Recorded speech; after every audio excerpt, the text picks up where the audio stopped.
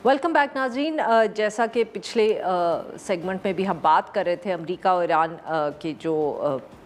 हम कह सकते हैं ताल्लुकात हैं और जो इस वक्त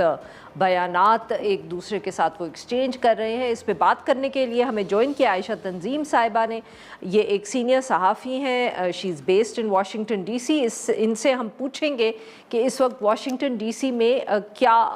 सोच है, किस तरह सारे मामले को देखा जा रहा है, ख़ास तौर पे हुकूमत की तरफ से। Welcome to the show Ayesha साहिबा। जी आयशा साहिबा, ये अब बताइए कि एक तरफ तो हम देख रहे हैं कि सदर डोनाल्ड ट्रंप जो हैं उनके सख्त तरीन बयानात जो हैं वो आते रहते हैं, मगर साथ में जब अखबारात पढ़ें या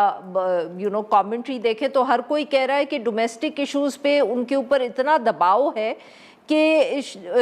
वो अब जंग दोबारा शुरू करेंगे तो उनके लिए बहुत मुश्किल होगा। अब where exactly is the situation, मतलब कि आप कैसे हमें बताएं कि क्या मूड है, क्या आपको लग रहा है कि वो क्या सोच रहे हैं ईरान के हवाले से जो वाइट हाउस है।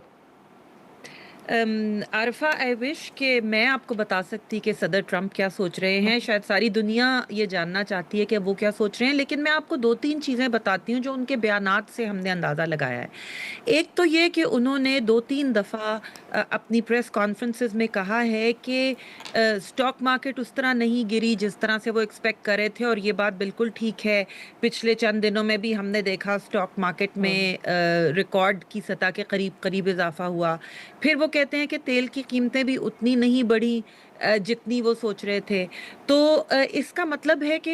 लगता ये है कि प्रेसिडेंट ट्रंप ये समझते हैं कि उनके पास, और फिर तीसरा बयान उन्होंने ये दिया है कि भाई जैसे ही ये ईरान की जंग ख़त्म होगी, ये तेल की कीमतें, उन्होंने अंग्रेजी में कहा, will drop like a rock, यानी ऐसे ज़मीन पे गिरेंगी जैसे अच्छा। पत्थर हवा से ज़मीन पे गिरता है। तो इसका मतलब ये है कि उनका ये ख्याल है कि उनके पास अभी थोड़ी सी फिस्कल स्पेस मौजूद है। उसमें जो चौथी चीज़ इस हफ्ते के आगाज़ में हुई वो ये हुआ कि जब इस माही की मुआशी रिपोर्ट अमेरिका की आई, तो उसमें हमने देखा कि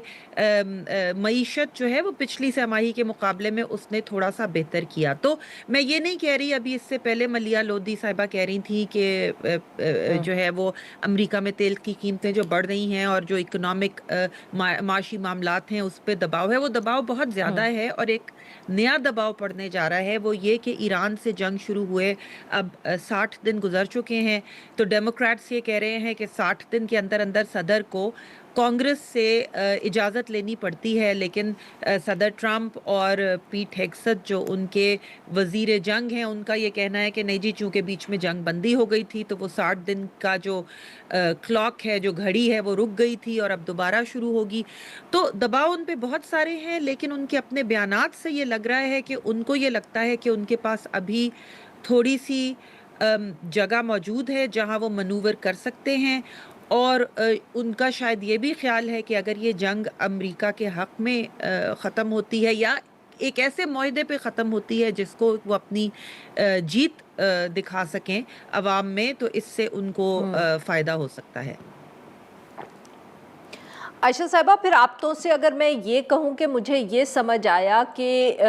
क्योंकि सदर डोनाल्ड ट्रंप ये समझ रहे हैं कि अभी उनके पास गुंजाइश है, चाहे वो फिस्कल हो या वक्त की हो, तो वो दोबारा एक हमला कर सकते हैं ईरान पे, अगर उनको ये लगे कि एक दूसरा हमला करने के बाद शायद वो ईरान को कमज़ोर कर पाएँ जिस तरह वो पहली मर्तबा नहीं कर पाए।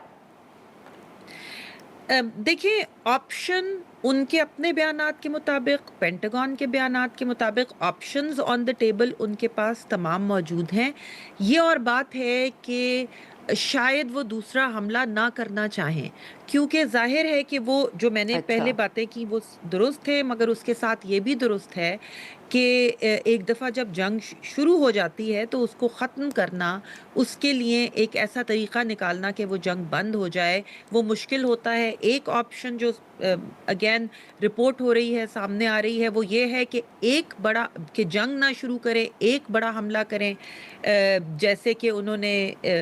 वो पहले भी एक आध दफ़ा कर चुके हैं, और पीछे हट जाएं। लेकिन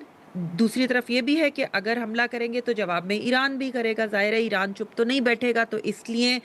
मेरा ये ख्याल है कि इस वक्त पूरी कोशिश है یہ جو انہوں نے اعلان بھی کیا کہ ہم آبنائے ہرمز سے نکالیں گے شپس کو، راستہ فراہم کریں گے، سیف پیسج، جبکہ آج صبح کچھ تصویریں بھی پینٹاگون نے جاری کی کہ ان کے جو بہت سینئر ملٹری کمانڈر ہیں ڈین کوپر، وہ وہاں آبنائے ہرمز کے اوپر ہیلی کاپٹر میں انہوں نے چکر لگایا اور جائزہ لیا، اس کی تصویریں جاری کی۔ یہ جو سارا کچھ ہو رہا ہے اس کا مقصد یہ ہے کہ ایک طرف تو جو دنیا ہے جو بہت ڈر گئی ہے کہ آبنائے ہرمز بند ہے، اس کو پلیکیٹ کرنا، اس کو تھوڑا تسلی دلانا کہ نہیں آبنائے ہرمز کھل جائے گا۔ دوسری طرف یہ ہے کہ ایران کے پاس جو سب سے بڑا کارڈ ہے اس وقت جب وہ مذاکرات کی میز پہ بیٹھتا ہے امریکہ کے ساتھ، وہ کارڈ ہی آبنائے ہرمز کا ہے کہ ہم نے یہ دنیا کی تیل کی سپلائی بند کر دی ہے اور پوری دنیا کی معیشت سفر کر رہی ہے اور امریکہ کی معیشت بھی سفر کر رہی ہے۔ تو ظاہر ہے کہ ایران کے لیے یہ بہت بڑی بات ہوگی،